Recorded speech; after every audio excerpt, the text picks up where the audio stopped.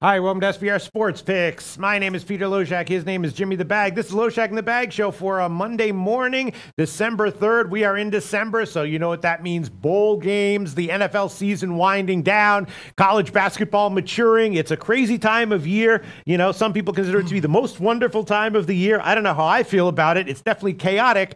I did tweet out a couple of a series of NFL plays on Sunday, which was kind of nice. I tweeted out a couple of NHL plays as well, which both cashed, including one, Nashville -1, which was a birthday pick for our boy, Annie Marak, my boy and yours. Annie Marak, regular low bagger, Clint. And so that was, I don't know if that counts as a birthday pick because it wasn't in the show, but it was his birthday on Twitter, and I tweeted it out, and it cashed. So, things were going okay. I'm getting killed in college basketball, but that doesn't matter because our boy, Maxwell Smart, is killing it in college basketball. And that's, all we need is one person, one or two people to know, who to listen to, and we'll be fine in an individual sport. And yeah, so how are things going, Jim? Things are going okay.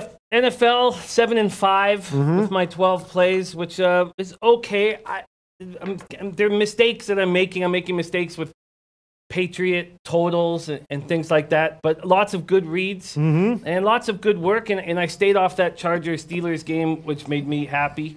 I know so many people on the Steelers, and I stayed off it. I like this Monday night game. To be honest with you, I feel like the NBA card is pretty tough. I touched base with Dan Kelly this morning. Oh, nice. I do have one play that I've already tweeted out, and I have one play that I like for sure in NHL, but I'm looking forward to break down all these games. Yeah. Eddie Orler said Jimmy warned you about those Ravens. You're absolutely right. That was a great call. A few of you guys warned me about the Ravens, but overall, it was good. It was a 2-0 spot on the Seahawks-49ers game. Seahawks to cover, 49ers under the team total. That was nice. I went 5-1 in my last 6, which saved the day. In NFL, you mean? Yeah. Yeah, I mean, technically, I understand what you're saying. 7-5 is okay. Technically, that's 58.5% almost, and if you do that over a big sample size, that's friggin' awesome. Definitely. I understand what you're saying. Over a sample size of 12 with just 2 games over 500, you're like, it's okay. I understand what you're saying. But let's keep it in perspective. It was a good day, right? Yeah, it was a good day. It's just that it's over the last 3 weeks.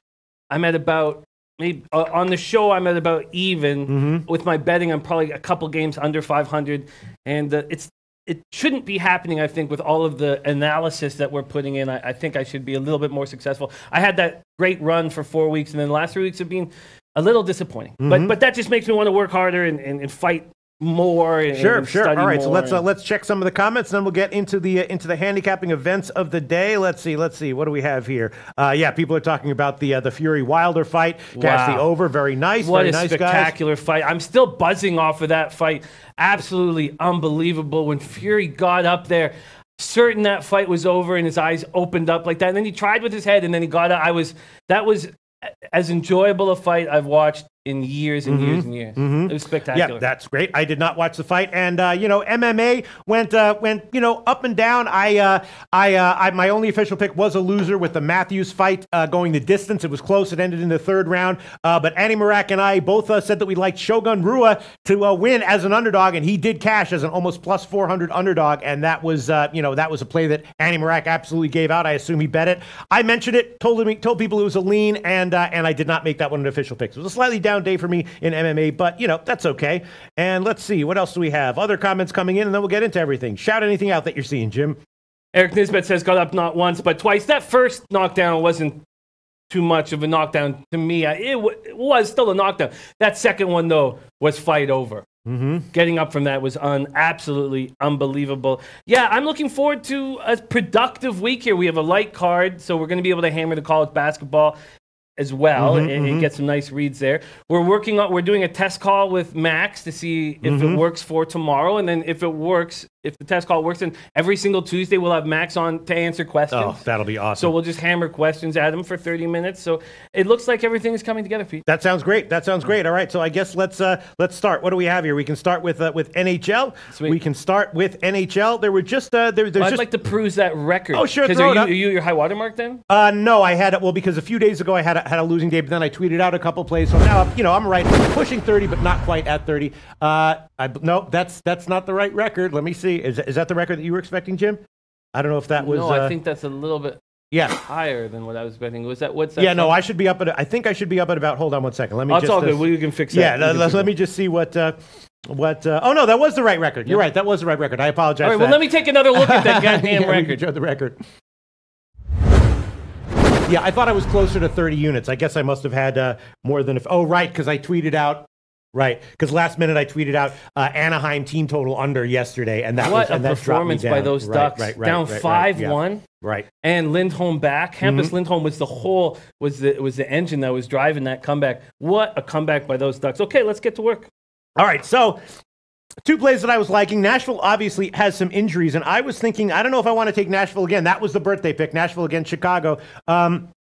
I don't know if I want to take Nashville here, but I am kind of interested in the under, buying to 6, and Edmonton, Dallas. I am kind of interested in the under, buying to 6.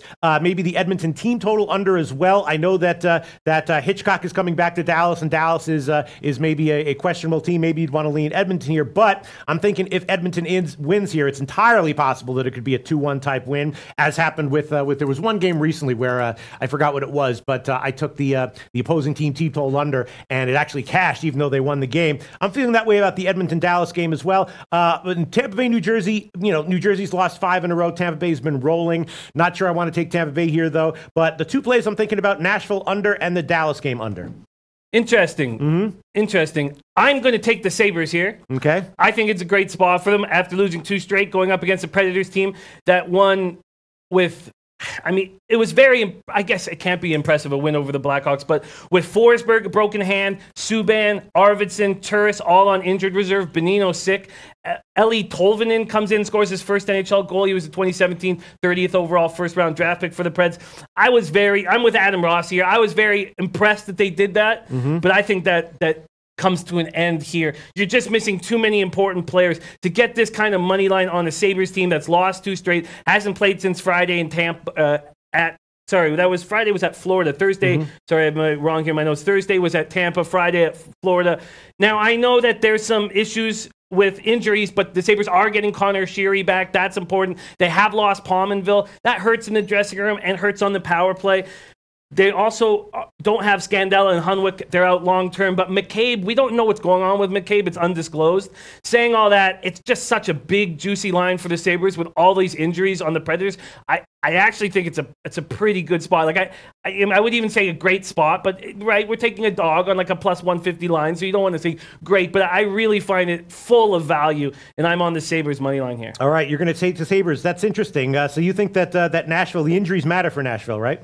Enormously. Now, this is a team with a ton of depth, but Forsberg, Turris, if you just take their front group of Arvidsson, Forsberg, Turris, that's 3 of their top 6. That's their top 2 wingers. That's their second-line centerman. Then you add Subban to that all. That's just too much. And the Sabres are a live team. They've had some rest. I think this is a great spot for the Sabres. I probably should have locked it in the morning just in case I get less value as the day goes on, or by the time I make this bet, because the only bet I did make was that over in basketball on the total. But I'll take the Sabres money line here. And what about the under? How would you feel about that? I'd be uncomfortable with the under, just because of all the injuries. The Predators have a lot of momentum in their home rink. It's a pretty wild arena, sells out, very loud. So they have a lot of these guys who are going to be getting top 6 minutes now, other than Ryan Johansson, haven't been getting them. And guys like Tolvanen, all these guys can flourish with this opportunity. So you think that it might be a case where people who have offensive capabilities are now getting more of an opportunity to show what they can do, and it might be a more offensive game. If you wanted an under, I would take a Predators team total under. Right, that's what I was also going to ask. I would take that rather than the full game under. I just don't see the Predators being able to create a lot of offense. I definitely feel like Buffalo, that of every game in NBA and NHL, I don't see more value in the Sabres as this big of a dog against the Predators team that's dealing with so many injuries to top players. Not only are they top players, but they have size and speed. Like Forsberg and Arvidsson are fast, have size, can score. They can do everything except they don't have really soft hands for the power play. It's about the only thing you could sort of take away from them. But they're tremendous players. So there's a lot of injuries to Nashville that are very serious to you. Yes. All right. We can give you plus 152 at Bet Online. I was thinking about a shot maybe with I don't know why I'm so nervous about taking Buffalo here. I was thinking about making a massively safe play and taking like the Buffalo first period plus a half goal puck line, something like that. I guess I'm afraid of Rene because Rene is so legitimately great, isn't he? He is. 1.86 goals against average, 934 save percentage. Took a lot of heat last year in the playoffs. And a lot of the people giving the heat were right. You know, they didn't make it into the conference final. They didn't even, they didn't win when they were supposed to in the playoffs last year. And a lot of the blame was on Rene, and he didn't look great. All right, I'll take a shot with this. It makes you nervous. I'm going to take 6, under 6. I'm going to buy to minus 136. That makes you nervous, huh, Jim? Oh, yeah. Really, it does. Yeah. All right, I'll take it anyway. You might be right, and if I lose, that's okay. But I got to go with my instincts here, sure, right? Absolutely. Under 6, minus 136. Jimmy the Bag's going to take Buffalo on the money line at plus 152. I was thinking about taking Buffalo, maybe on the first period money line, the first period plus a half goal, which would be minus 168. That's you don't want to do that either at such a favorite line. And then the other game, let's talk about it. Edmonton Dallas. I was thinking about the same thing here. Under. You like this under a lot more, right, Jim? A lot more. Koskinen, Khudobin. Nice situation for the under. Koskinen's looked awesome, but he's looked awesome at home. But I'm sure that will transfer over. I'm sure he's going to take this job and run with it. Bishop came back and looked really good. He looked great. And if Bishop was in, I'd probably have a little bit more comfort, even more comfort on the under. I'm surprised they're not going back to Bishop, but he's coming off an injury, so that all makes sense going back to Khudobin. Khudobin 5-5-2, 2.86 goals against average, 911 save percentage. Koskinen 8-2-1, 2.16 goals against average, 928 save percentage, 2 shutouts already. Looks great. This Oilers team is playing Ken Hitchcock hockey. I guess that's what you'd have to do if you coach this Oilers team, is just play as defensive as possible and hope that McDavid can get a couple odd man rushes and score a couple goals, win games 3-1, 3-2, and that's what they're doing. These guys played on November 27th. The Oilers edged the Stars 1-0 in overtime. That victory came when Hitchcock, who coached Dallas, as we know, he's coached Dallas for a few years. He coached Dallas last season. He stepped down after the Stars missed the playoffs. Then the Oilers replaced McClellan with Hitchcock. And they're 4-1-1 since the change. I don't really believe that will continue necessarily. But Koskinen's look great. And this Stars team is rolling. I love what Montgomery's done. And the 4-game road trip, Dallas took 5 of a possible 8 points. That's not the Dallas Stars we remember. Also, Dallas, this is impressive stuff. They went 9-6-3 while playing 15 of their last 18 games on the road. That's impressive to me. The Stars team continues to play well despite a depleted blue line. Klingberg, Johns, Methot, and Carrick are all out on injured reserve. Now remember, Johns hasn't played all year. So they are used to not having Johns. So really, why don't we take Johns out of the equation when we talk about their defensemen? Just say Klingberg, Methot, and Carrick are not in the lineup. And then Carrick wasn't the top 6 defenseman, only was because of injury. So if we could put lines through Johns and Carrick, then we're only really missing Klingberg and Methot. So it's not as bad as it may look for the Stars. And the Stars are playing really good hockey. And interestingly, the total on this Dallas, Edmonton, and Nashville Buffalo game are almost identical. But you would say that the under in Dallas is a much better play than the Nashville game. Much better play. All right, well, I'm going to take them both. I'm going to take this one as well. It might not be necessary to buy up to 6, but I'm just going to do it because that's the call me Mr. for safe. So I'm going to take the under 6 at Pinnacle. It's going to be minus 134 instead of taking the under 5.5, which I could get at, where is it? Yeah, I could, man. I get 5.5 minus 105 at Intertops in the Greek. I'm really being safe here at minus 134, but I will take it anyway. Just a little bit of insurance. Under 6, minus 134. I'll take that one. And do you want to make a play on this one, Jim? Not entirely sure what I do. I guess after breaking it down and sitting with it, I guess I would lean towards Dallas taking care of business here. So would I. They're not really a team I want to trust. Eddie Euler leading Dallas in the tight one and under. Yeah, what would I get on Dallas? I don't really trust Khudobin. I don't mind Khudobin by any means. I think he's a really good backup, but against Koskinen, a little uncomfortable. I'm not sure exactly what I'm going to do with this spot at this point. But okay. I have a lean towards the Stars. I would be leaning Dallas as well, but again, it's just because what's his name? Hitchcock's coming back to Dallas, and as far as character is concerned, Edmonton is a higher character team, right? Or not really? I don't know. We're all basically the same. No, I don't think they're basically the same at all. I put a lot of heat on Seguin and Ben. I just don't exactly know what's going on in this Oilers dressing room, in this Oilers situation in total. Firing their coach when clearly it was a general manager who should have been canned. Then Hitchcock coming in with this young group led by McDavid, who is a great kid and a leader in all senses of the word, but he's not a very outgoing guy, which can be fine. Van Zee Chris is on Dallas first period minus a half at plus 175. I don't entirely know about the character of this Oilers team. They're kind of a tricky team to figure out because McDavid never says the wrong thing, but doesn't say a lot of things, and he's the leader in that dressing room. So I don't know exactly what to say about it. But you do like the unders, and even with Khudobin in, because I was actually, I don't know why I thought Bishop. I think I saw Bishop last night. But it's garbage. Both these sites that we use are absolute garbage. Yeah. Both Oilers Stars had Bishop versus Talbot. And it was clear, like the coach had already said that Montgomery already said that Khudobin is starting, and we already know that Koskinen's taken over the top job. They're only doing it because on the depth charts, and even on the depth charts, Koskinen's already overtaken him. It's just like, it's laziness by these two sites that we use. Yeah. So what do you think about Khudobin in general? I think he's a very good backup goalie, but he's still a backup goalie. Right. All right, so I was going to double up maybe and take the first period under, but I'll just stick with the full game under. And then before we move on, Tampa Bay, New Jersey, you want anything, Jim? I find Jersey interesting, but I'd want a bigger line than plus 115 or plus 120 or whatever you're getting. Surely, again, this site that we use have Corey Schneider is starting, which is, I mean, someone would need, as soon as we know Corey Schneider starting, we will fade him immediately. But I'd be shocked to see him in this spot. This is not a spot you want to give an 0-5 goaltender to gain confidence. I'm certain Kincaid will be there. Devils have lost 5 straight after that 4-3 overtime loss to the Jets. They've allowed 23 goals in their past 5 games. Is the over live here? Probably. And if Kincaid's in, when I know that Kincaid is in, Mr. Gokster said I would rather Bishop right now. Right, absolutely. absolutely. Yeah, definitely. Rather Bishop than Khudobin, especially Bishop off a break. So when Bishop comes back next game, Dallas is probably a buy-on team at that spot. Minus 12 is the goal differential for the Devils. That's tied for worst in the Eastern Conference. They have only 2 power play goals in their last 12 games. Devils are winless in 8 games when trailing after the first period. Now, there are some good things happening. Jesper Bratt, 9 points in 12 games since returning from injury. Marcus Johansson also is getting back in gear.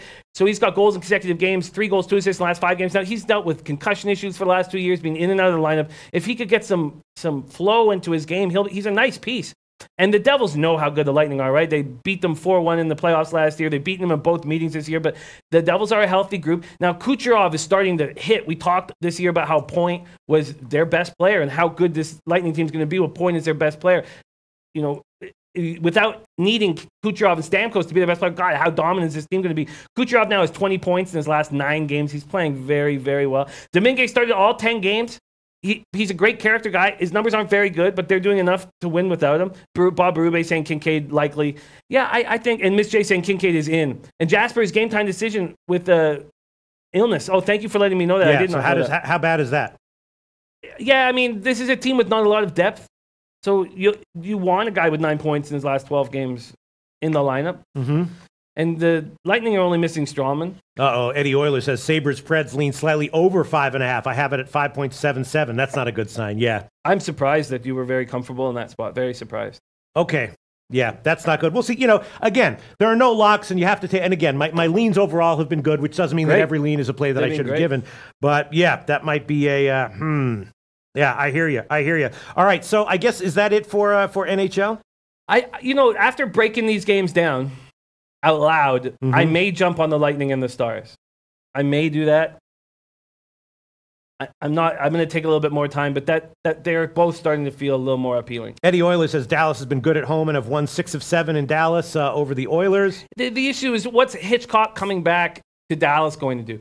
I'm sure it's going to spark both teams. I bet you it's probably even in that regard. I bet you it's probably even in that regard. Adam Ross said, I think this is an easy spot. Tampa wins and the total goes under. Bet them and parlay them. That's interesting because I was actually leaning a little bit over in this spot. Matt Mallon, wonderful to hear that, my man, getting some big scores. Great work. Love seeing that. Mr. Gokster says Devils are live, Jim. And Theodore says, I hate this spot for Tampa. You know, it's funny because this morning, early in the morning, I was like, wow, give me the Devils. Let me see plus 130. And I saw plus 115. I was like, yeah, I don't think that. But at first, I liked the Devils. Now, after breaking it down, I like them less and less. I'm starting to think the Stars are the play here. And Stars are the player, and I even think that especially in an overtime or a shootout, the Stars will have a slight advantage, even though Edmonton has the best player in the league. What would I get on the Stars full game just on the money line? Stars? The Dallas Stars, minus 118. Although I was about to go search for a comment that I saw saying that that sharp money was coming in on Edmonton. Yeah, that doesn't concern me at all. Okay. But I think the Stars are the play. I don't like these minus spots. And I would have, if I don't like a team -1.5 at home, why am I backing it anyways? It doesn't probably make sense. I'm going to spend a little bit more time. Okay. All right. So that's it. So no plays from you, Jimmy. Oh, no, Buffalo. Yeah. So Jim's on the Sabres, money line +152. I'm on Buffalo, Nashville, under buying to 6, -136, and Edmonton, Dallas, under 6, buying to 6, -134 at Pinnacle. Probably don't have to do that with the Edmonton, Dallas game, and I probably, based on what people are saying, should stay off the Buffalo, Nashville game. But I'm gonna take it. I'm gonna take it, and we'll see how it turns out. All right, now let's go to NBA. Jimmy the Bag, NBA. Am I close? How far am I away from 20 units now? From 20. Yeah. I don't know. Let's throw it up there. Let's see. I enter your wins and losses, and let's see, where are you?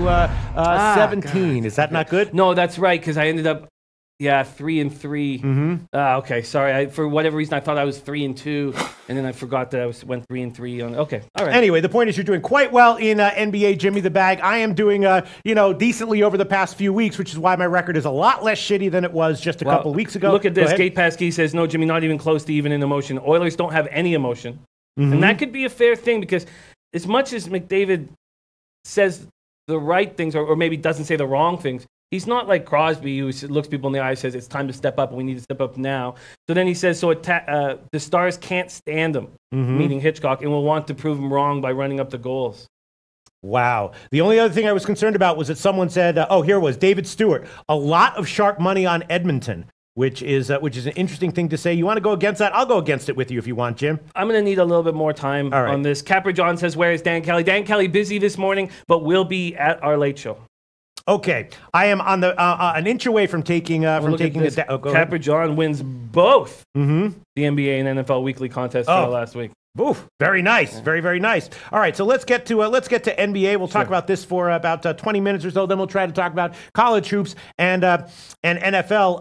NBA, again, I am going to my MO in the NBA this year has been, and especially recently, has been to wait, watch, listen, and look at some information that comes in late, and then make some picks. Usually on like team totals and stuff like that. So I think I'm going to do the same thing here. Jimmy the Bag, just an absolute stud when it comes to handicapping personnel and matchups in the NBA. His record reflects it. It's the NBA is fucking hard, Jim.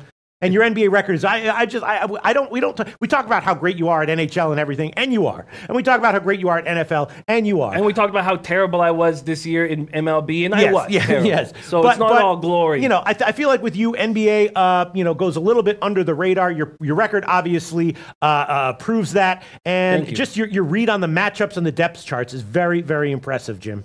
Thank you.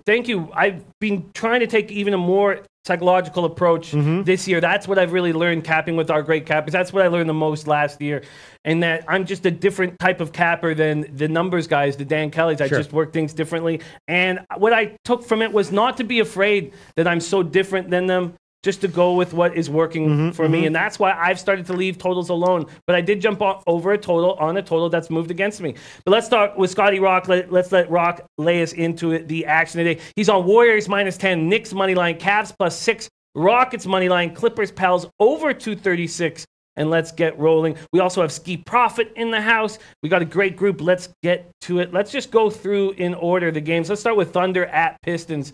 Pistons have won first 5 games of a 6-game homestand, highlighted by that 111-102 triumph over Golden State on Saturday. I was playing a competition. I was doing a beat the bag competition, and I was focusing on Delmar. And when I saw that spot, I was like, oh man, this is an absolute perfect spot for Detroit, with Steph coming back and just not having a rhythm with the team. But what was focusing on other things and didn't make the move here.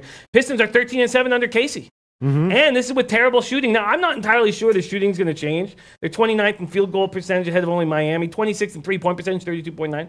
But we talked all year last year and again this year that when they have a third wheel, when they have Reggie Jackson going, and it's not all Griffin and Drummond, they can roll. Last year, if it wasn't all Drummond and Harris or whatever, they needed 3 people. They needed Reggie Jackson so desperately, and he's playing well. He's stepping up. He goes for 17 and 5 against the Warriors, and their bench is playing so well. Second unit produced 40 points against the Warriors, and they've averaged 45.7 over the last 3 games. Kennard's recovered from his shoulder injury. I expect actually Casey to want him just because of his 3-point shooting and how bad the Pistons 3-point. So I expect him to play 10 or 12 minutes a game, 10 to 15 minutes a game. This is a good group, a healthy group that's playing good ball. Now they play the Thunder, dangerous group. They've gone 14-3 since 0-4. They're fresh. They haven't played since they completed a 4-game homestand on Friday night. They made 18 3-pointers in that game. It was a win over the Hawks, 124-109. Terrence Ferguson, Hamidou Diallo both participated in practice, but Ferguson's knee held up. Diallo still felt pain, so Ferguson will be back in. I wonder if this is a spot where the Thunder wipe the smile off the Pistons' face. I really do. I wonder if that is the spot here. I'd love to hear what everybody has to say. Scotty Rock says leaning over. Yeah, I'm just seeing. I don't mean to. There were some comments that have me nervous here about NHL. Mr. Gokster is liking Edmonton, and Gate Pass Key says again. He says the Stars can't stand him and will want to prove him wrong. That I heard, but I didn't hear the end part of that. By running up goals. And the Stars game tonight is from Gate Pass. It will be a turning point in their season. We'll find that emotion they need to be successful for. So maybe the under is a bad play there as well. You know, the way Gate Pass Key's looking at this game is very interesting. Yeah. And it's a bit different than I had broken it down, and I love hearing it. Yeah. Want to prove him wrong by getting a win, sure, but want to prove him wrong by running up goals? Do you think that's accurate? They hate Hitchcock. Does that mean running up goals? Well, yeah. It does, huh? It does. I mean, if that's the way to hurt Hitchcock the most, definitely. If you want to upset the most defensive-minded coach we've seen in the NHL in some time, you put 6 goals on him. So the under might be a terrible play right there. Well, it's are you looking at this game through the numbers, or are you looking at this game through the psychological battles that are within? And if you're looking at it from a psychological standpoint, I think Gate Pass Key is a lot of right. All right, sorry, I know we're on NBA, but just in case that does happen, I'm going to add on Dallas -1. I'm going to do it right now because I like the side anyway, you know. So I'm going to add on Dallas -1, and that will be, we're going to get back to NBA in 1 second as soon as I announce the lines here. -118 at Bet Online for the money line, and then for the puck line, it will be +224, and that's the line at Pinnacle. So just in case that happens, a little insurance. Could easily see it, being 4-zip, and then it cash both of them. But that's starting to make me nervous. I was liking Dallas anyway, and I will add on Dallas -1. All right, back to NBA. David Jim. Stewart says Pistons great at home, but I like OKC. OKC is a great group, but very consistent. I thought you were going to say inconsistent. Thunder 2-7-1 to the under on the road, says Eddie Euler. Eric Nisbet leaning to the Thunder in the Raptors. Spike says Thunder are better than last year. Theo says Jackson coming off 50% from the field, he could experience regression. Eddie Euler, Thunder 7-1 versus Eastern Conference stands out. It does stand out. It does stand out. I think the Thunder might be the play, especially after breaking this game down. But I'm going to need a little bit more time on it. David Stewart, Jimmy, I agree. Pistons are great. But in my opinion, OKC is just playing better. They are. They're 14-3 since opening 0-4. Troy V leading under. And then my man Young says, take Buffalo. Nashville missing 4 of their stars. I hear you. What value we're getting with Buffalo today? Okay. All right, let's move on. What would you get on the Thunder right now, full game? On the Thunder, right now, full game, as far as the spread is concerned, the OKC Thunder -2. Interesting. I'm going to take a little bit more time. You're just not going to hit over 54% if you take small road favorites in the NBA all season. Right. And those were my 2 additions on Friday's card, were 2 slight road favorites. And I was fortunate that Memphis won in overtime because it was very close to being an 0-2 situation, and it was a mistake taking it. All right. Let's see. What would you like to talk about? Let's talk. You want to talk about 2 games? Well, let's talk about a game that you want to lock in. So what was it? What was the play that you locked in on your tweet? It was a mistake. I took the over Cavs Nets. I see this as not being about, and I got 212 -105, and now you could get a 210.5. I took this as a spot where, and it's funny locking in the morning because I probably didn't need to do it, but we can talk about that stuff later. Yeah. Cavs, it's not to me about how bad these 2 teams' offenses are. To me, it's about how bad these 2 teams' defenses are. That's how I'm handling this. Since Chris LeVert was lost to the dislocated foot, Brooklyn 2-9, 6-game overall losing streak, 6-game home skid. Latest loss, 102-88, was flat against Washington. It was second night of a back-to-back. They recorded a season low in points, finished under 100 for the 3rd time, and shot 37%. This is the right team to go up against if you want to get some points in this Cavs team. Let's go back to what's going on with the Nets. Crabbe started in the backcourt the first 8 games. In the last 2, Crabbe moved to the front court with Spencer Dinwiddie started in the backcourt because Joe Harris is missing the last 2 games with an adductor injury. He's questionable tonight. With Harris out, Harris is a great perimeter defender. With him out, and it fits Dinwiddie, Crabbe, 1, 2, 3. I like offense, and I expect offense. One of Brooklyn's 8 wins was a 102-86 win in Cleveland on October 24th. It was the 4th loss of the Tyronn Lue start. Under Larry Drew, Cleveland 4-12 on a 4-game losing streak after taking double-digit wins back-to-back double-digit losses on this back-to-back against Celtics and Raptors. Raptors was at home. Cavaliers are averaging 92 points on 39.7% shooting on their current skid. This is another great opportunity for them to get some points. Jansen Bondon says, why even bet on this game? Is he talking about this game? Because I'm trying to make money, Jansen. That's why I even bet on this game. Because I see an angle where I can make money. Saturday's 106-95 loss to Raptors. Cleveland's 12th defeat by double digits. Colin Sexton was benched in the 4th quarter. So I think he comes out nasty. But Colin, if you look at Sexton, I know he's only 19 years old, and I don't want to be too negative about him. But in the last 5 games, averaging 34 minutes, scoring 17.2 points, which is more than he needs to. But he's averaging 3 assists and 3 turnovers a game. That's just not acceptable for a point guard. Cavs are still banged up. Love out. And Nwaba with a knee injury. And again, Nwaba is a nice defensive piece with him out. I actually see, breaking this down, more points than the total, but it's going against me. It was a mistake locking it in early, but I'm on the over 212 here. Okay, yeah, over 212 minus 105. You know, once again, we talk about this all the time. Wait, over 212 in Cleveland, Brooklyn. Yeah. All right, so it's now it is yeah. No, it's just 211. It was just a very minor move to, you know, who knows where. It might be 213.5 when we're sitting here at 6 o'clock, Jim. Wow, look at Eddie Euler. What's that? I have it capped around 220. You know what I'm saying, Jim?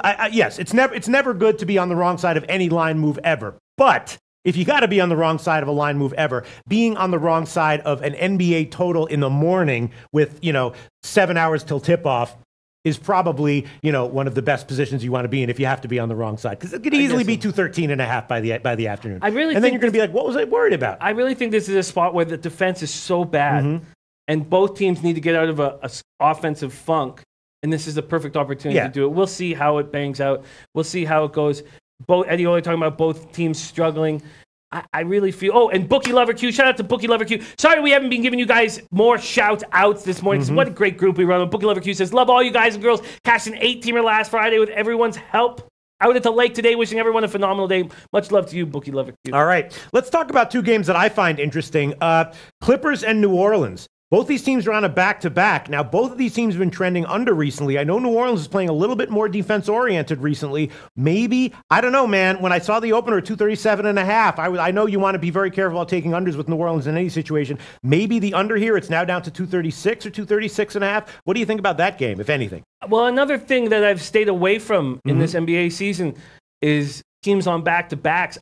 I've just found that they're a difficult read. And the volatility skyrockets, and I've made mistakes. And so when I was going over my early numbers, seeing the mistakes I was making on teams with back-to-backs, I've just sort of stayed off of them. That might be smart because, yes, there is definitely it's a unique handicapping situation. It is, and I feel like I'm losing control of it. The simple play, though, here is to say who's got the most depth. I'm not going to do the simple play because it's so much more, but simply put, the Clippers have so much depth. The Pelicans, you just never know how they're going to roll. Look, Dave LA says 2 plays so far, Clippers first quarter plus a half, and the over 44.5 in the Redskins Eagles game. That's interesting. And Scotty Rock Forever says, tell Pete those Cali squirrels are waiting on him. Oh, oh man, I love Scotty Rock Forever. Shout out to you, Scotty Rock Forever. Shout out to you, Scotty Rock Forever. Pelicans have struggled with slow starts. On Friday, they fell behind the Heat by 31. Anthony Davis made a point of changing that last night, and he said it in the dressing room how we can't get off these slow starts. Then he put 17 up in the first quarter. 36 points, 19 boards, 8 assists against Charlotte. That's impressive. New Orleans forward Etuan Moore missed the last game because of a left tibial contusion. He's listed as day-to-day. He's an important guy for defense. Frank Jackson has recovered from his ankle injury but didn't see the floor. Maybe that was a move on purpose by Gentry to bring him back on the second half of a back-to-back as a little boost for the team. Clippers have won 10 of 11 before last night's loss. They've scored 100 or more points in all but one game this season. There's a Clippers team that believes in each other. Look at these guys. They just have so many nice pieces. Tobias Harris, 21-4, 8.5 boards. Montrezl Harrell, 16.6 points, 7.4 boards. Lou Will off the bench, 17.7 points off the bench. They got 2 guys who aren't in double figures, Bradley and Beverly, who are such great on-the-ball defenders. This is a very dangerous team. Maxwell John says Clippers are winning this easy. Oh, Yaya says, Jimmy, can you give some encouragement? My bottom mouth is excruciatingly painful. I can't even sit down. One of my biggest bets of the year was on Pitt -3. I felt bad for you guys. I knew how many of the guys that I love and care about were on Pitt, and I ended up staying off of it uncomfortably.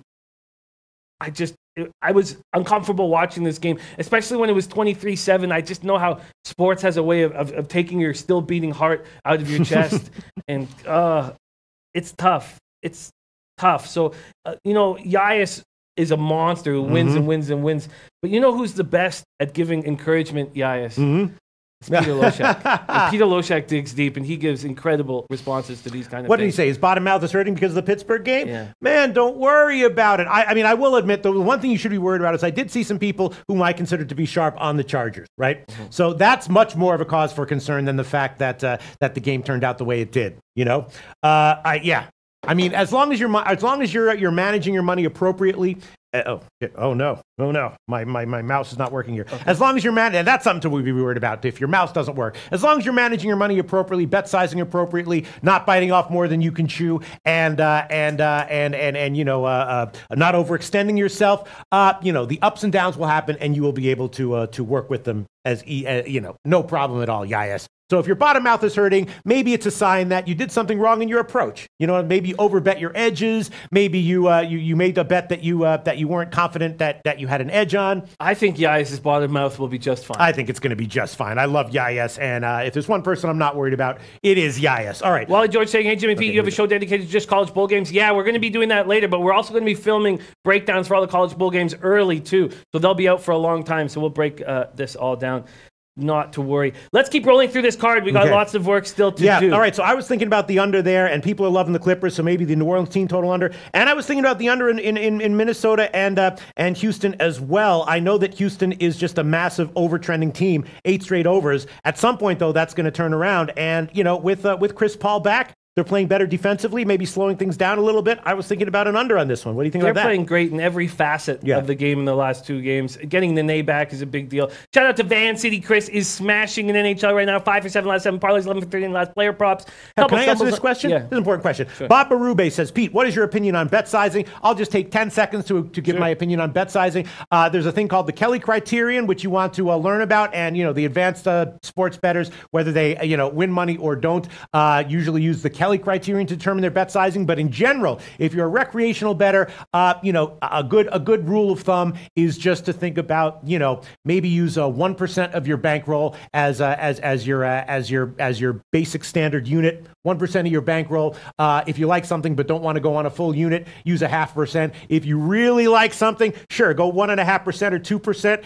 2.5%, sure. 3%, you want to be very, very, very careful betting more than 3% of your bankroll. It's not likely that you're going to have that big of an edge, especially if you're not an advanced, modeler on these big markets. Although you can when it comes to prop betting. But in general, good rule of thumb, like I say, is think about milk, fat, in milk. Right? 1% fine, 2% fine. 3% fine, 10%. You don't want to be drinking that. You don't want to be drinking 10% milk, fat milk. 50% milk, fat milk, you don't want to be drinking that. 1%, 2%, 3%, that's what you want to stick to. Even and that's my opinion on bet sizing. Even 3.5%. Yeah, you know what I'm saying? 1%, great, beautiful. 1%, 1.5%, sure. 3%, okay. You want to stick to those percentages of your bankroll. And again, your bankroll should be something that you're okay losing the entire amount. Even people with expectations of winning, their bankroll, it's not life-changing if they lose their entire bankroll. So you take a bankroll size that you have, that it's okay if you lose the entire thing, and you bet size appropriately, 1%, 2%, 3%, something like that. Okay, let's move on. Beautiful, beautiful. Rockets, Timberwolves, there's no doubt that things have changed. Rockets are back in business. It looks like Rockets won their last 2 games handily. Chris Paul, and that was a mistake. Pete and I were watching that game Friday night, the Spurs-Rockets game. Not being on the Rockets, Paul's first game back, was just a mistake against this Spurs team that can't be trusted. Mistake. 136-105 for the Rockets Friday, and then 121-105 home win over the Bulls. Very easy, getting it done. Rockets are 10-4 in the games when Harden and Paul are in the lineup, 1-7 when they are not. Saturday also marked the 5th time in the last 8 games. Rockets have topped 120. Reached 120 just once in their first 14. Marked the 6th time in the last 10 games. Houston shot at least 50% after doing so once in the first 12. Green returned from a 2-game absence. Nene made his season debut. Now they have a full roster. D'Antoni's like, well, this is just what you get with a full roster. We're a good team. Rockets 6-game winning streak against the Wolves. Minnesota 7-3 since trading Butler. They destroyed the Spurs. I was on that 128-189, but came back and lost at home to the Celtics. Celtics are a tough team. It's no harm in that. They allowed its highest point total since trading Butler. Are we going to go back to a Wolves team not playing accountable defensively, play accountably defense? That's very possible. Rose scored 26 points for the Wolves. He's led the team in scoring 6 times while getting at least 20 and 10. Towns added 20. Wolves are a healthy group. Eddie Otis has won with the Rockets Saturday over Crummy Bulls. Great move. David Stewart said Rockets bitch the Spurs. Oh, and Luke DM says, go about our back-to-back stuff, says back-to-backs don't really affect teams early in games, but more in the second half, especially in the fourth quarters. Expect a lot more defense in the first half. The first half under in the Clippers game looks good. Yeah, great stuff, that's Luke. A great comment there, Luke DM. And he likes first quarter under in the Pistons game is my best bet of the day. Max play. That's from Luke DM. Shout out to you, Luke DM. Luke Gay. Sorry, where did you say the max play? Earlier, he said first quarter under in the Pistons game is my best bet of the day. Wow. Yeah. Great commenter, Luke DM. Shout out to you. Drew Daddy back in the house. Great to have you back. Ronnie P says, just got on. Did they go over Thunder versus Pistons? That was our first game. Yeah, we did. That was our first game that we broke down. It's a very interesting spot. Very, very interesting spot, without a doubt. Well, let's keep. Well, what are we going to do with? Let's just not move past the Rockets game. What are we going to do with this Rockets spot? I'm starting to think. What will we get on the Rockets full game here? The Rockets on the spread would be 1.5. I agree. I agree with Dre for Trey. I think this is just a different team. Completely different team, and they will take care of business. I'm going to take the Rockets full game. You want it, huh? Yeah. It is moving up just a teeny bit, 1.5 or 2, but there's still 1.5 minus 110, so we can give you that one. It does appear that the market is headed up, though. Houston minus 1.5, minus 110, and that is, let me see, Houston minus 1.5, minus 110 at Bookmaker Heritage, a few places. And do you think that it's because they're going to play a tough defense-oriented game? Not necessarily. They've been an overtrending team so far. Well, I do think they're going to want to try to push Karl Anthony Towns around. Mm-hmm. But is what you want to. This team is all about perimeter shooting. Not all about. I shouldn't say all about, but they're going to want to rack up points. I need to watch the Rockets more with Paul back. Look at their first 2 games, 136 and 121 offensively. I just need to watch more of it. Okay, and I'm about to pull the trigger on this Clippers New Orleans. Maybe first half under, maybe full game under. Why don't you talk about another game that you want to talk about, Jim? Let's go Warriors, Hawks. Warriors coming off that 9-point loss at Detroit. Curry looked good, 36 minutes, 27 points, 5 boards, 3 assists, 2 steals. Club was 5 and 6 without him. Durant, 30 points, second in the league. He's averaging 30 points, second in the league. 28 points in that loss. Klay Thompson scored 20 points in 14 of his last 15 games, including the last 8. He's rolling. But Draymond Green missed the last 8 games, and you can just tell they just can't get the stops when they need them. Golden State won 110-103 when it hosted the Hawks on November 13th. Hawks are coming off a 124-109 loss at Oklahoma on Friday. Trae Young struggling with his shot, but Collins looks great. Taurean Prince playing well. Atlanta's without Poitras and Jeremy Lin. I don't really know what to do. I hate taking these. David Stewart says Warriors, baby. Scotty Rock Warriors minus 10. They angry and going to go off. I think that's very possible, but taking 10 double-digit favorites on the road is just not something I want to do moving forward. All right, I'm taking Clippers New Orleans, first half under, 123 minus 110. That's a market line right now. Clippers New Orleans, first half under, 123 minus 110. Okay? All right, let's keep rolling. So I'm on the over in this Cavaliers net spot, and the line has moved against me. Then we come to Wizards at Knicks. Knicks coming off a big 136-134 overtime win over the Bucks. Big emotional win. It was great. Kevin Knox led the way with 26 points. It was a nice rebound from this 117-91 horrifying loss at Philly on Wednesday. Trey Burke out with a knee sprain, and Ntilikina a healthy DNP last game. Though of everything I've loved that Fizdale has done, I've not liked how he's handled Ntilikina. This is not going to help moving forward. Now Ntilikina is afraid to shoot. Now he's completely messed with his head. Wizards are coming off a strong defensive performance over the Nets, 102-88. While Bradley combined for 52 points, it reminds us of the team we used to watch. Morris has 20 and 7. Otto Porter back from a 1-game absence for personal reasons. Only 7 points, but gets 11 boards, active on the glass. Howard now out for 2 months after surgery for that gluteal issue. Jeff Green missed Saturday's win with a back injury, and he was a nice piece when everything was falling apart. Jeff Green seemed to step up. Troy V going back. Oh, and Ski Profit, I like the Warriors tonight. Mm-hmm. Melee play, let's weigh Warriors team total over. Oh, but Raul Portwando under 236. In which one? The Warriors game. Oh, the Warriors game. Okay, because that's the same total as the Clippers game. Okay. So I guess I feel like it's very difficult. I have a much better read on when the Wizards are going to not show up. I've done that very well this year. Mm-hmm. And it's generally on the road. But it's generally against a really good basketball team. Mm-hmm. not against a team that they should be able to beat, and not in Madison Square Garden where they can show off. What's the spread right now in the Wizards-Knicks game? I don't know. I'm going to check in a second, but I got to think that the Clippers-New Orleans first quarter under is good as well, and I'm taking that one. First quarter under, 62 minus 105. That's the current line at Bet365. First quarter under, 62 minus 105. That's the current line at Bet365. All right, so what do you want here, Jim? The Warriors? Just what's the spread on the Wizards-Knicks game? You know, +2, roughly. It's just dangerous. The Wizards in Madison Square Garden against a bad basketball team. Now when the Wizards are on the road against a great basketball team, they don't show up, they get destroyed. How do you know that? Well, I don't know that. That's part of the reason why I'm up. You know, that's not something you just know. It's just it's something that I've been watching all year. The Wizards have character issues that we've talked about throughout the show, and when they've gone against good teams, I've faded them at 7 points, 7.5, 8 points. It doesn't matter. They're getting destroyed. They're not showing up. They're losing by 20 points. Oh, fucking Jimmy the Bag. See, that's how you handicap this shit. You know what I'm saying? A lot of times in the NBA, you see, wow, 7, 8 points. That's a lot of points to be giving to an NBA team. But that doesn't mean that, you know, every time you take a 7-point dog, you're going to come out ahead. There are some times when the big favorites win. And when is it for reasons like that? When there's a kind of team psychologically that just disappears on the road against quality teams. And when they disappear like that, yeah, it doesn't matter those points. They're an NBA team. They're going to lose by 15, right? Absolutely. Absolutely. So I'm a little uncomfortable here. Scotty Rock says Knicks money line. I'm going to hold off on this. Hold off. Oh, look at that. Nate Pereira. Attaboy. That was the easiest play on the card. I had Cardinals +14. The way Donnie broke it down was just like two bad football teams. They're both terrible. And one's getting 14 points. He made it so simple. Yeah. So simple. I'm glad to hear you cashed on that, Nate. A lot of us cashed on the Cardinals. It was great, great, great stuff. I only cashed $181, but I'll take it. And 82 cents. Joe Licari says Golden State Warriors going to blow the Atlanta out of the water by 40 tonight because the last game they played was one of the worst they played in 2 years. Ralph Fortuando likes the Wizards over 228. Yeah, I find this is just a tricky situation with Wizards Knicks, and at this point I'm off. Then we have an exciting one in the dot. Nuggets at the Raptors. Raptors have now won 8 straight. They also didn't play Kyle Lowry against the Cavaliers, rested his sore back. There's no reason to think that he will not return, but if you're backing the Raptors, I would wait to know for sure that he's going to be back in action. He leads the NBA in assists at 10.3.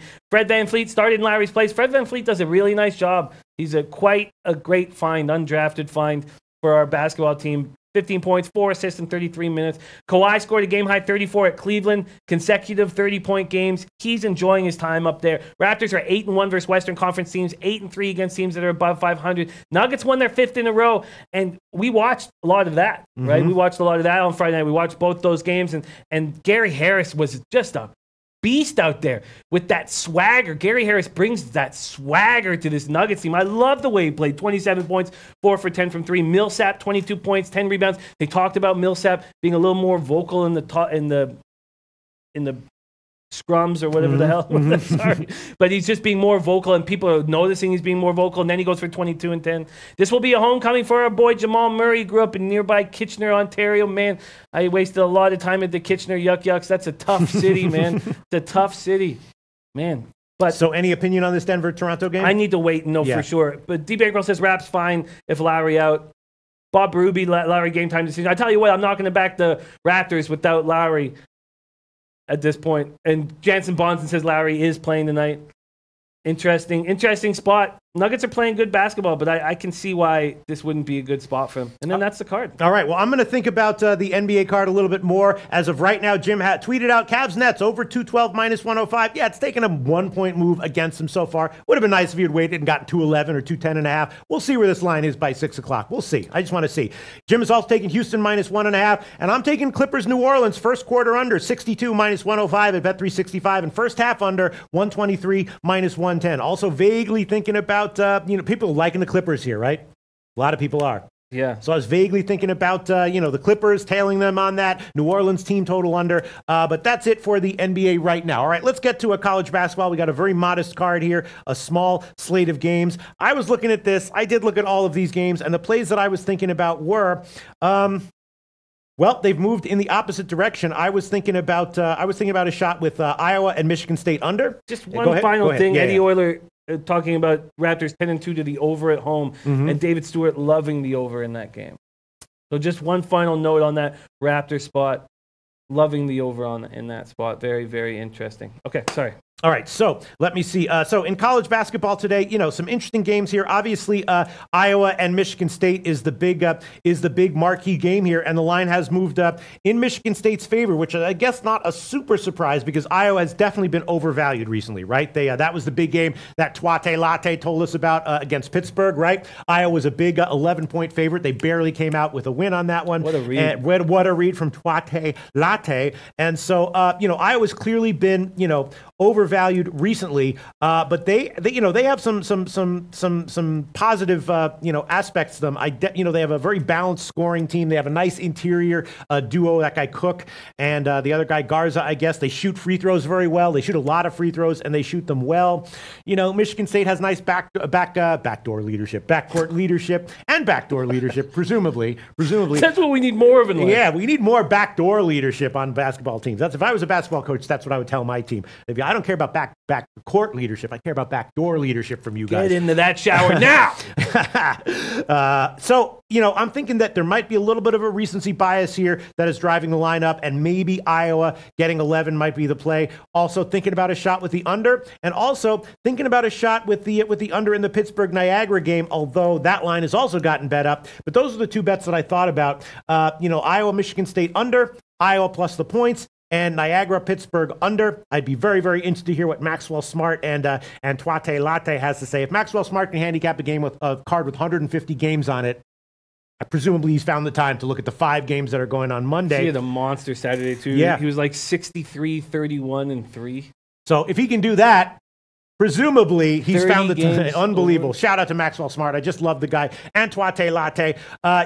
Those are my leans. Michigan State under, Iowa plus the points, Niagara, Pittsburgh under. And then the other games are a lot trickier. Obviously, Florida State against Troy. There's a big favorite line there. Is it going to be a slow-paced game or not? The line has moved in Troy's favor. Maybe a little bit of value with Troy, but I don't want to bet on that one. Rutgers, Wisconsin. I like to take Rutgers a lot of times as a home dog, getting a lot of points, against a team that might have some cracks in their armor, but I don't know if I want to bet them here against Wisconsin. And then Iowa State, North Dakota State, similar to the Troy Florida State game, similar line, similar handicapping situation. So that's it for the card. Those are my thoughts. Do you have any thoughts or insights that you can hit us up with? I can help with the chat. I'm going to go over these games in the afternoon. Nice small card that we'll actually be able to handle here. Also, Wally George wondering if you're going to be accountable for the World Series of Darts.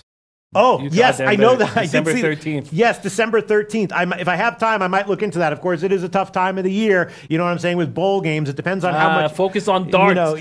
Focus on darts and, of course, your back door. I would just focus on those two things. Joe Anisa says, "What's Maxwell Smart's Twitter?" It's as K of J, something like that. Just do a search for Maxwell Smart, and I believe it will come up. It should come up, something like that. Troy V says, "I had Wisconsin money line versus Iowa. This Iowa team should not be in the top 25. Okay. I watch all their games. Time to fade." Iowa. Yeah. So they've clearly been overvalued recently, and when you see something like that, the question is, should we bet into that because it's clear that the market has a bad or somewhat bad read on them, or should we go the opposite way? This might make you more confident. Did you make those plays official? Because Noli No says I'm on both of those underspeeds. Wow, really? Yeah. Really? Yeah. Eddie Euler says last year's Iowa-Michigan State game had 189 points, and Tom Reno saying I'd lean to Michigan State. MSU's defense is strong, and Michigan State prefers to play fast. Iowa does also. Michigan State has the size to guard Iowa. Adam Ross likes Pittsburgh by 25. Yeah. Tom Reno again says Iowa's playing faster. I'd lean Michigan State and the over. Scotty Rock liking Iowa plus 10.5.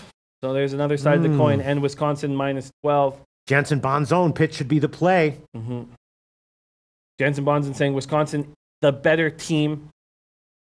Eddie Euler saying last year Iowa-Michigan State game had 189 points. Yeah, and Adam Ross, Pittsburgh covers 16 easily. So the first 2 games on the card, we're getting some strong opinions liking the over and liking Pittsburgh to cover easily against Niagara. I know that Niagara has their top player who is out. I don't know if he's continued, if he should be out here. He has a toe issue, and presumably if he is injured, they are going to he'll be limited. So yeah, Pittsburgh might absolutely roll here. My only issue is just that they had a tough game against an emotional game against Iowa, right? And then the next spot might have been a letdown spot, but it wasn't. You know, it came in against Duquesne and rolled and got a big win. So now maybe this is a letdown spot. I didn't think that I was amazed because Max was on the Dukies there, and I was like, God, I was surprised because the letdown spot happens when there's a pressure-free situation, and that wasn't one, right? That's a battle of Pitt. Right. So I see what you're saying here. I think you read that right. When is a letdown spot coming? Right. And that's what's been working so well in NBA, so well. When is this team going to not care enough? And you go through the schedule. And you feel like you have a good read on that.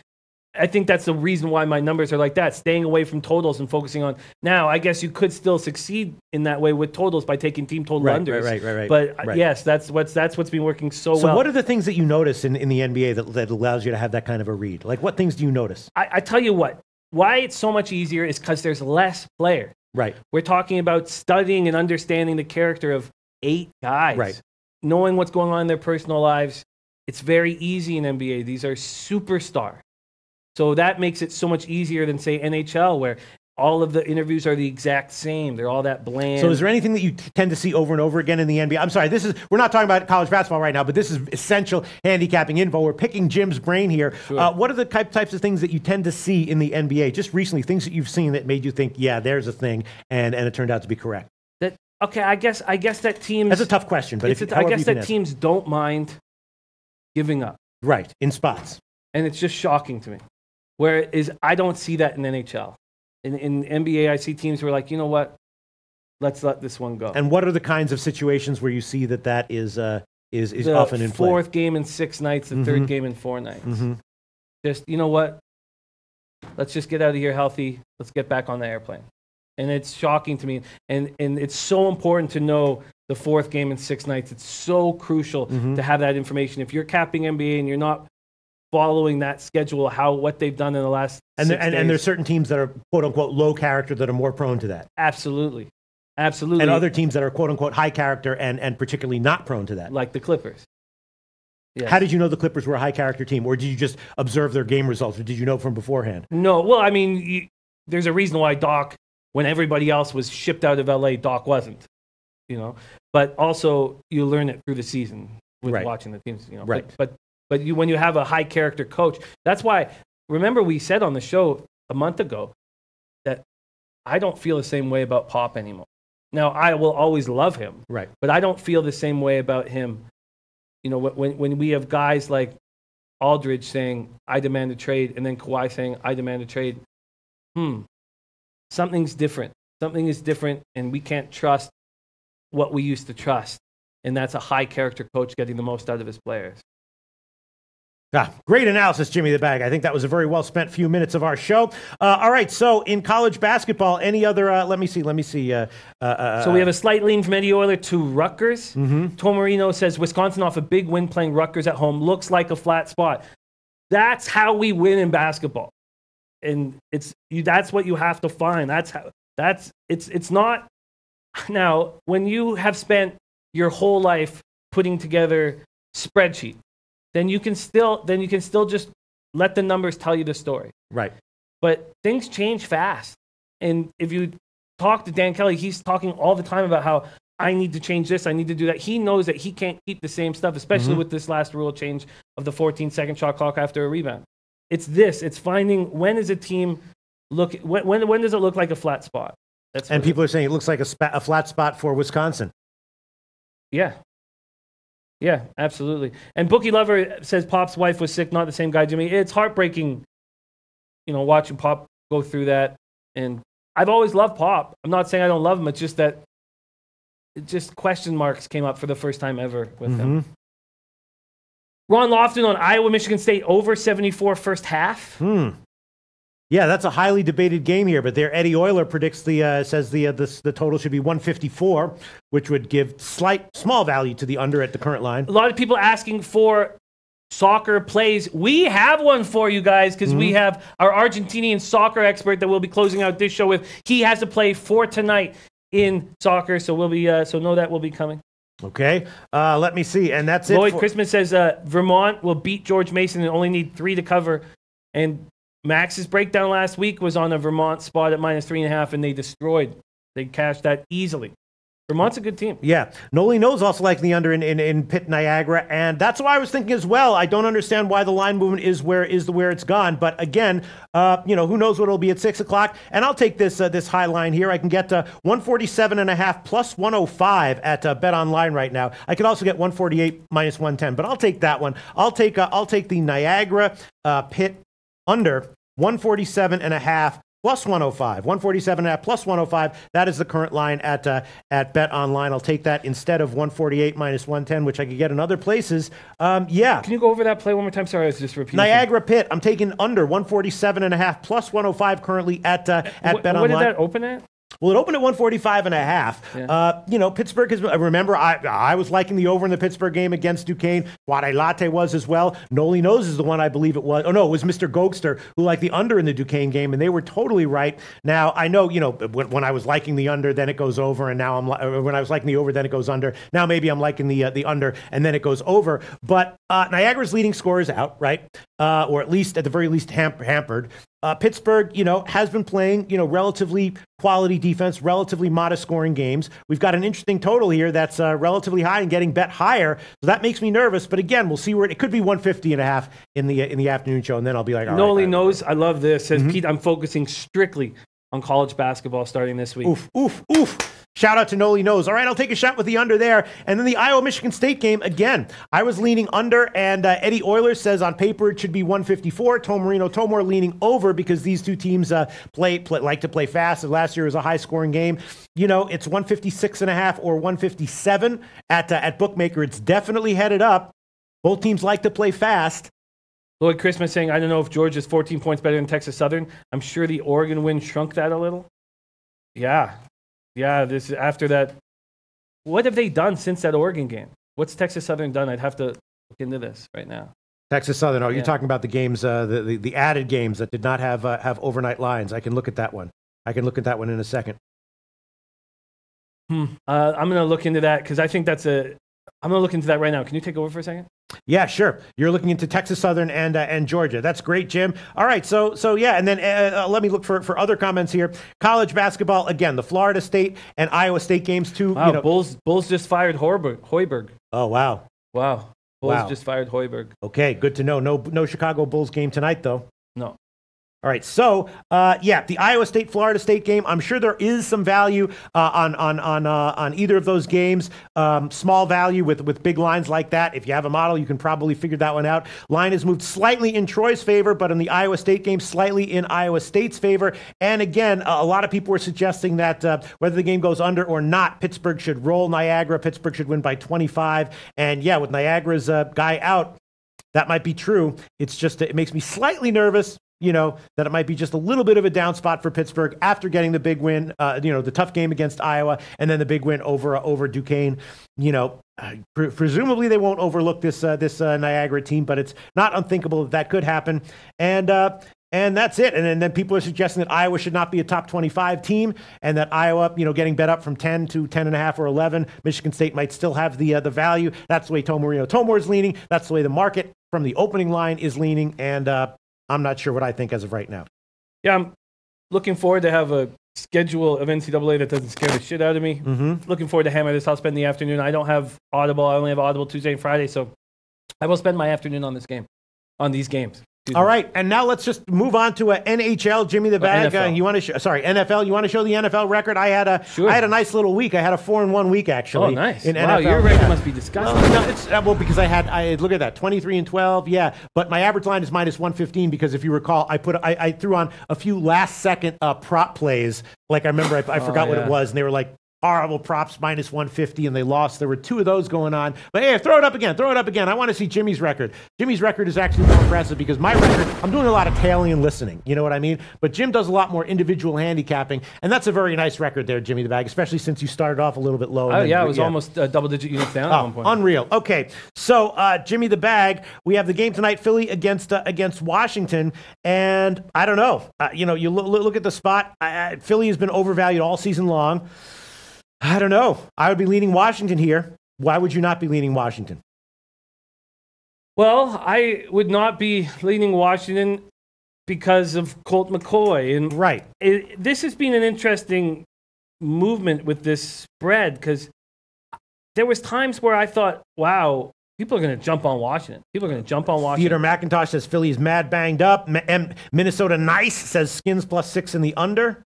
A lot of people are on the Redskins. A ton of people are on the Redskins. And if you look at the biggest problems that are affecting the Eagles, it's actually stuff that Colt McCoy can't really take advantage of. Mm-hmm. You know, secondary spots they can't really take advantage of.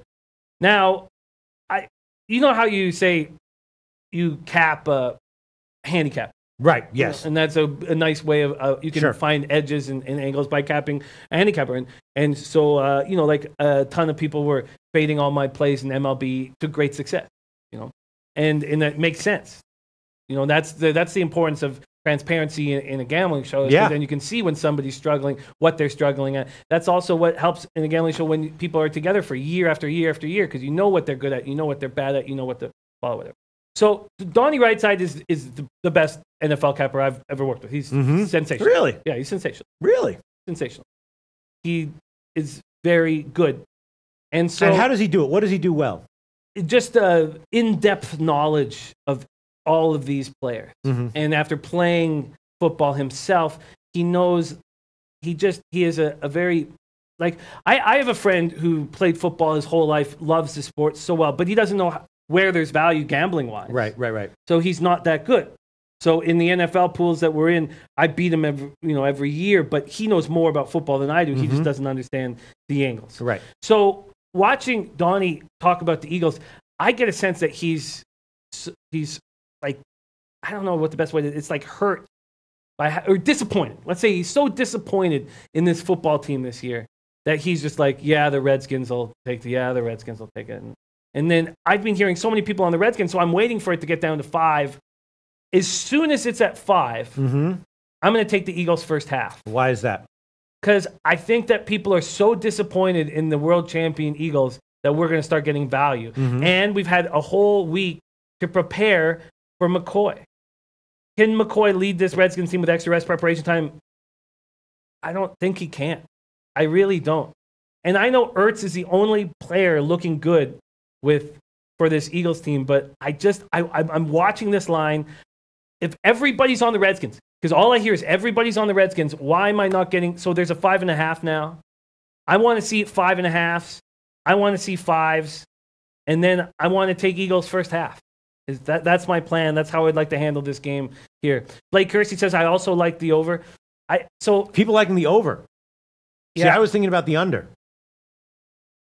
Yeah. Eddie Euler leaning under and Redskins +6. When I watch Donnie talk about the Eagles, I get a sense of Eagles fans and how they feel about this team, and I expect a ton of money to come in on the Redskins to cover. And McCoy going into Philly, I think it's a reasonable situation, a reasonable feeling that the Eagles smash the Redskins in the mouth. Now, their offense is probably not capable of doing that. And we know that, if you want to run right at this Redskins line, you're going to be in trouble. They've got some big boys. They've got a very talented defensive line. I just feel like. All right, so here, let me ask this, because it's obviously total and the side are related. I was thinking about the under. Eddie Euler, a guy we know who has a spreadsheet and a model, says, I have the total at 41. Eddie Euler asking, why is the total at 45? And here we go, Robert Tagaloa saying the over is the play. Both teams score 20+. Is that how you see this? No, not actually, no. But I'd be concerned that could happen because of how beat up the Eagles are. I just feel like the Eagles' injuries are not things that the Redskins can necessarily, with McCoy, take advantage of. And so at 6.5, if I can get a Eagles -3 first half, I'll jump on it. I'll absolutely jump on it. Shane Edgy says, who's scoring for the Skins? That's what I'm saying. Yes, I know this Eagles team is being beaten up, but now they're preparing for Colt McCoy, and I really want to see what McCoy can do this. Blake Kersey's Skins are also on 11 days rest. McCoy's had extra days to practice with the first team, Jimmy. Is that going to be enough? Eddie Euler, Eagles 1-5 against the spread at home. That's why no one's going to be betting on them. I feel like all these things are going to work itself in a situation where I'm going to take the Eagles tonight. Now I need more money to come in on the Redskins. David Stewart says, Jimmy, the Cowboys proved how good they are, and the Skins kept that game close. They did, They did, but that was a Thanksgiving spot where they didn't have time to prepare. You saw what the Cowboys and Marinelli can do with time to prepare. You just saw what they did that against the Saints. So all I'm saying is, so Donnie's on the Redskins, and when I see him talk about it, I see him like a guy who's, disappointed in his football team. So he doesn't think that the Phillies offense is going to be productive here? And there's no reason to think they will be very productive. The key will be that the Redskins offense will be very unproductive. And the more we talk about it, the more the under seems appealing. Yeah. All right, I'm going to take, there's been a bunch of first half unders that I liked that I didn't take, particularly the one that really annoys me was the early game on Thanksgiving. I knew the first half, or not knew, but I strongly suspected that the first half under was a good play. The only reason I didn't give it was just because of, cowardice, lack of balls. So I'm going to give the first half under here. Washington, Philly. I'm going to take first half under 21.5 plus 104. First half under 21.5 plus 104. That is the current line at Pinnacle. I could take 22.5 minus 105, but that's kind of a dead number. What the hell? I'll take that one. I'll take under, first half under 22.5. Who knows what's going to happen in these games? First half under 22.5 minus 105. That's the current line at Intertops. I will take that one. First half under. Both teams are banged up. Eddie Euler likes the under. A lot of people liking the under. And I get it. I get it. Farshad Isami saying Eagles are minus 3.5 first half. I'm just waiting for money just has to be coming in on the Redskins all day. Mm-hmm. That's how I see it. The Eagles have let so many people down. There's going to be a recency bias. Gamblers who've lost money on the Eagles going to the other side of the Redskins. An entire year bias. Yeah, Blake Hurst said Eagles won't be able to run, Jimmy. Are the Redskins going to be able to run? I don't know if either team will be able to run. Skins' weakness, here's from Tomarino Tomor. Skins' weakness is the secondary. Dallas couldn't take advantage. Eagles can, but Eagles have one win by over a TD all year. I'm not betting the game. You think that's accurate? You think that the Eagles the matchup favors the Eagles because they will be able to take advantage of the Redskins' big where weakness? the Skins won't be able to take advantage of the Eagles' injury spots defensively. Mm-hmm. I don't think McCoy will be able to take advantage. Wentz, another thing, like when Donnie talks about Wentz, mm-hmm. it's like I don't want to use hurt. I'm trying not to use hurt, but he's so disappointed in how Wentz is playing that this is a nice opportunity for Wentz on a Monday night against the banged up Redskins team. Now I know they got Kerrigan and they got some great pieces.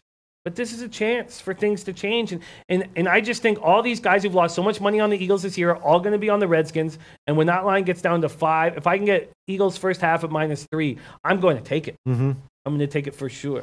This is interesting. Eddie Euler predicts a final score of 21-20 Philly, but people saying that there's going to be some overs here.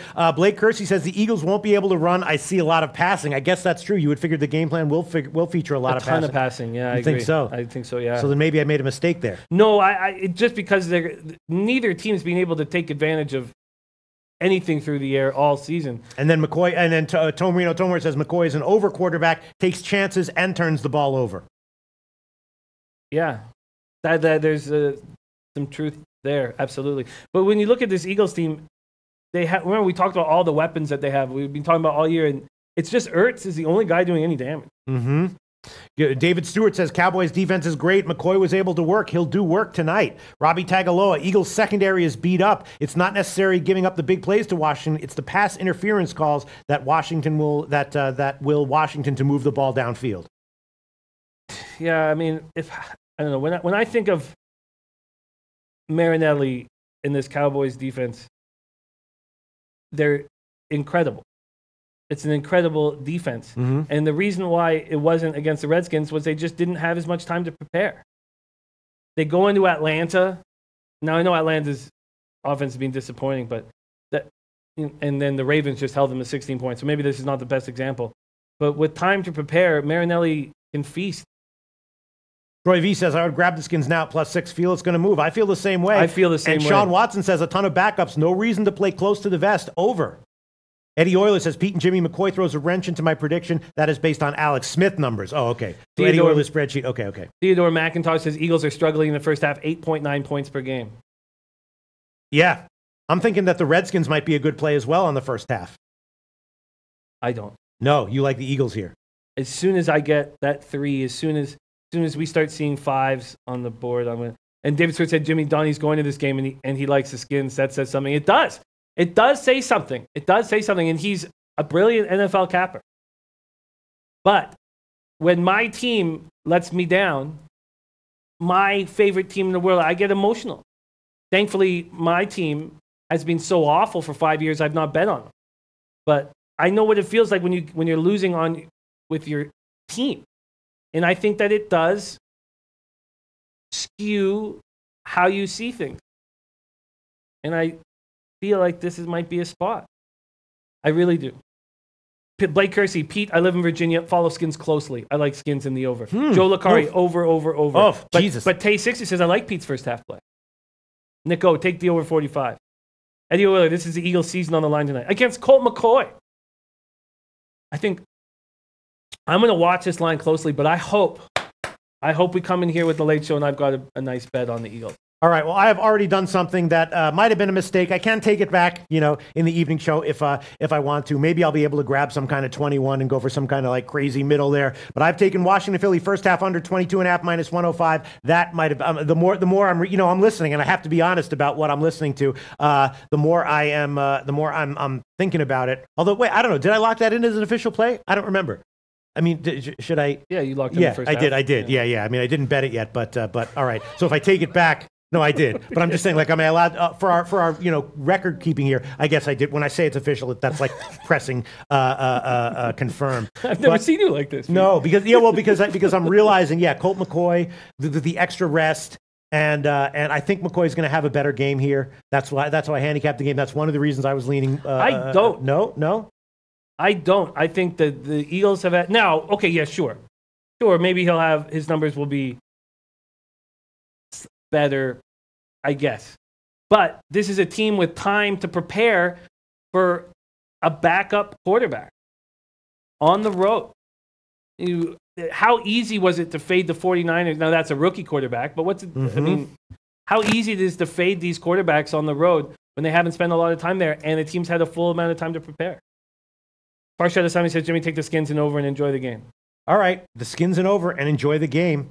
So maybe there's a correlation here. Skins and over and Philly and under. What do you think about that? I'm going to need a little bit more time. The more talk coming in on the over and you liking the under, it just makes me feel like... I don't like the under, Jim. I like the... Right now, based on what everything's saying, what everyone's saying, I like the over. I made a bet. Okay. Should we wrap it up, Jim? We can't until we have our Argentinian soccer expert coming. He's got a play for... early evening tonight. Okay. He's got to play for early evening tonight. Sounds good. Juan, let's get that video up there. Let's see what he's got for us.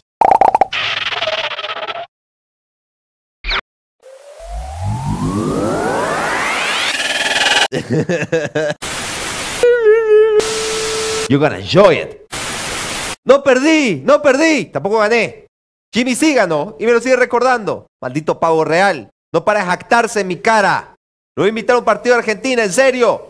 Te lo juro, 2019 lo invito a un partido de Argentina, le voy a poner la camiseta del equipo visitante y lo voy a meter en la barra brava. Le van a tirar animales, cerdos, le van a tirar pis en bolsas, caca, cuchillos, tubazos al cráneo, todo le va a pasar. Y me voy a asegurar porque yo lo voy a hacer. Estoy un poco triste. I'm a little bit sad because what happened on Saturday, I was quite pissed off that day. Today I'm sad. I'm mourning because of my country. I'm going to explain you a little bit why it happened. A few hours before the game, they confiscated 7 million pesos to the leader of the hooligans of River. And also 300 tickets for the game. So no hooligans for that game. So they were mad, they were pissed. And they decided to set a trap to the Boca's bus.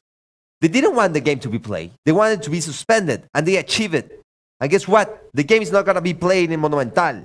Probably it's going to be playing in Paraguay without public, or in Doha with public. Who knows who is going to go there? No Argentinians probably, or a few. So congratulations, you did it. You screw the Super Final, the biggest game of the year for Argentina, for South America. Congratulations. So no pick this weekend because of you. No, I have to give a pick because I want money in your pocket. Out of my pocket. So I decided to do my pick for this weekend is numbers of goals in a match, exactly 2 or 3 goals for the game Talleres versus Racing at -105. Available at Bet365. In the last 2 games between each other, there has been at least 2 or 3 goals. And in the last 5, 4 of those games had also 2 or 3 goals. Racing needs to win so they can maintain the first position in the tournament. Talleres, they just won against Argentinos 2-0 as a visit. So they have momentum. It's going to be a good game. Racing needs to win. And Talleres, they are in the roll. So exactly. Number of goals in a match, 2 or 3. Minus 105. That was quite some video. Yeah, it was. I was very interested in what happened with the Giant game that was canceled. You want to turn the thing off here? We're getting an echo. It's all good. All right. Thank you very much. Okay. Sorry, no. Now we're back in audio. I was very interested to hear what was said about, or how he felt about that canceling of that game and the attack on the bus. So I found that stuff very interesting. And he's got a spot. All for right. tonight's game. Quite an interesting video right there. And what a great way to end the show. Jimmy and I will be back at 6 o'clock Eastern time. Thanks, everyone.